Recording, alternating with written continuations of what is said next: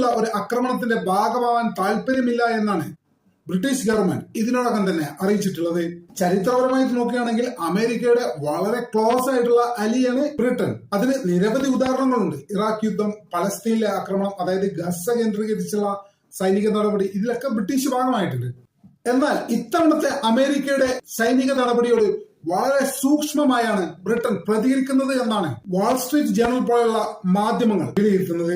എന്നാൽ മറ്റൊരു വിലയിരുത്തൽ വരുന്നത് ഈ മേഖലയിലെ നിലവിൽ ഉരുണ്ടുകൂടിയിരിക്കുന്ന രാഷ്ട്രീയ പ്രതിസന്ധി, അതായത് ഒരു യുദ്ധ സാഹചര്യം ഒഴിവാക്കാനാണ് ലണ്ടൻ ഇത്തരത്തിലൊരു തീരുമാനം എടുത്തത് എന്നാണ് റോയിറ്റേഴ്സ് പോലുള്ള മാധ്യമങ്ങൾ റിപ്പോർട്ട് ചെയ്യുന്നത്. ഇത്തരമൊരു സാഹചര്യത്തിൽ മറ്റു ചില കാര്യങ്ങളും ചിലർ ഉറ്റുനോക്കുന്നുണ്ട്. പ്രധാനമായും ബ്രിട്ടന്റെ ഈ ഒരു പുതിയ തീരുമാനം അമേരിക്കയുടെ നയതന്ത്രങ്ങളിൽ ഏതെങ്കിലും രീതിയിലുള്ള മാറ്റം വരുത്തുമോ എന്നുള്ളത് തന്നെയാണ്.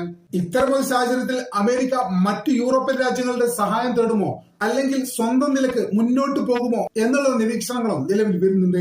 എന്തായാലും കനത്ത രീതിയിലുള്ള രാഷ്ട്രീയ പ്രതിസന്ധിയാണ് മിഡിൽ ഈസ്റ്റ് മേഖല നേരിടുന്നത് എന്നുള്ള കാര്യത്തിൽ യാതൊരു സംശയവുമില്ല. എപ്പോൾ വേണമെങ്കിലും ഒരു യുദ്ധം പൊട്ടിപ്പുറപ്പെട്ടേക്കാം, വലിയ നാശനഷ്ടങ്ങൾ സംഭവിച്ചേക്കാം. എന്തായാലും മിഡിൽ ഈസ്റ്റിലെ രാഷ്ട്രീയ കാര്യം വലിയ രീതിയിലുള്ള പ്രതിസന്ധിയും ആശങ്കയുമാണ് നിലവിൽ നേരിട്ടുകൊണ്ടിരിക്കുന്നത്. നമ്മുടെ ചാനൽ ഇതുവരെ സബ്സ്ക്രൈബ് ചെയ്ത സുഹൃത്തുക്കൾ ഇപ്പോൾ തന്നെ സബ്സ്ക്രൈബ് ചെയ്ത് പിന്തുണ തരണമെന്ന് വളരെ വിനീതമായി അഭ്യർത്ഥിക്കുന്നു.